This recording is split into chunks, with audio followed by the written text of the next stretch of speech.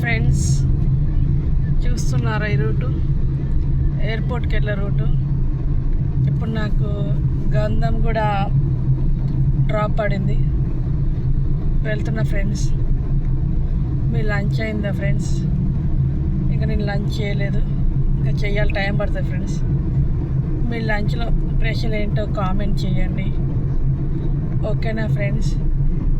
చూడండి, ఈరోజు full traffic ఉంది మార్నింగ్ నుంచి. మండే కదా, చాలా అంటే చాలా ట్రాఫిక్ ఉంది. వెదర్ మొత్తం కూల్గా ఉంది.